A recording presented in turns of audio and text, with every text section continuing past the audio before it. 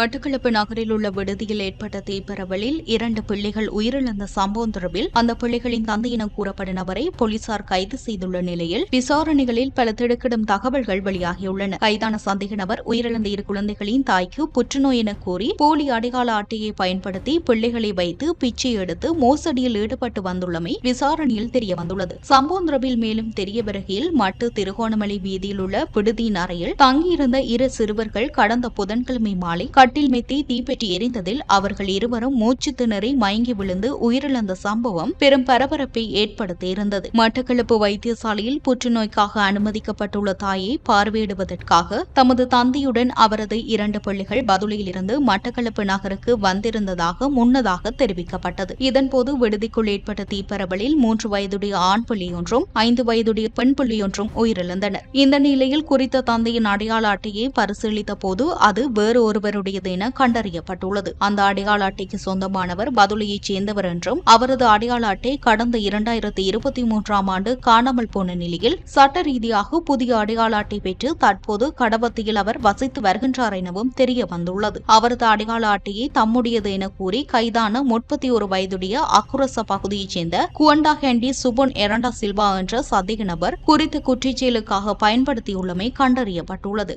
இந்நிலையில் மனைவி புற்றுநோய்க்காக சிகிச்சை பெற்று வருவதாக கூறிய விடயமும் போலியானது என்பதுடன் அவரது மனைவி மாத்தறையில் உள்ள வீட்டில் இருப்பதாகவும் கூறப்படுகின்றது. சந்தேக நபர் தமது மனைவிக்கு புற்றுநோய் என கூறி ஆலயங்கள், பள்ளிவாசல்கள், பொது இடங்கள் என மாவட்டமாக கொண்டு சென்று யாசகத்தில் ஈடுபட்டு வந்துள்ளார். இந்நிலையில் மட்டக்களப்புக்கு வந்த குறித்த நபர் கடந்த 20ஆம் தேதி குறித்த விடுதியில் மனைவி காத்தான்குடி வைத்தியசாலையில் புற்றுநோய்க்கு சிகிச்சை பெற்று வருவதாகவும் அவரை பார்க்க வந்துள்ளதாக பொய் கூறி அறையை வாடகைக்கு எடுத்துக் கொண்டு 2 குழந்தைகளுடன் தங்கியிருந்து கொண்டார். அதன் பின்னர் மனைவியை காத்தான்குடி வைத்தியசாலைக்கு போய் பார்த்துவிட்டு வருவதாக குழந்தைகளுடன் வெளியேறி அந்த பகுதியில் உள்ள பள்ளிவாசல்களுக்கு சென்று மனைவிக்கு புற்றுநோய் என பிச்சை எடுத்து வந்துள்ளதாகவும் சம்பவ தினமான பிற்பகல் 2 மணிக்கு குழந்தைகளை அறையில் வைத்து பூட்டிவிட்டு மாடியின் கீழ்த்தரையில் உள்ள மது விற்பனை நிலையத்தில் சென்று மது அருந்திவிட்டு சுமார் 2 மணித்தியாலத்தின் பின்னர் அறைக்கு சென்றபோது அங்கு தீப்பெற்றி 2 குழந்தைகளும் உயிரிழந்துள்ளதாகவும் அவரது மனைவி மாத்தறையில் அவரது ஊரில் இருப்பதாகவும் போலீசாரின் ஆரம்பகட்ட விசாரணைகளில் தெரிய வந்துள்ளது. அது மட்டுமல்லாமல் கைதான சந்தேக நபருக்கு எதிராக அதுருக்கிரிய, சப்புகஸ்கந்த,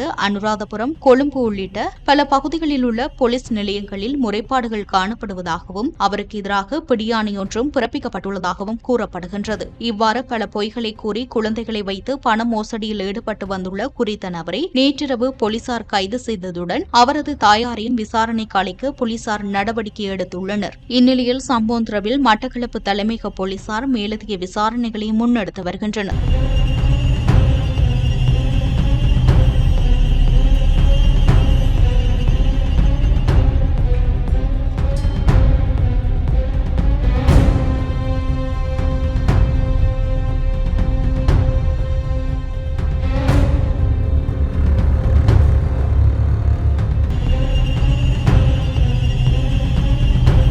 இது போன்ற செய்திகளை தெரிந்து கொள்ள சமூகம் நியூஸ் சேனலை சப்ஸ்கிரைப் செய்து அருகில் உள்ள பெல் பட்டனை கிளிக் செய்யுங்கள்.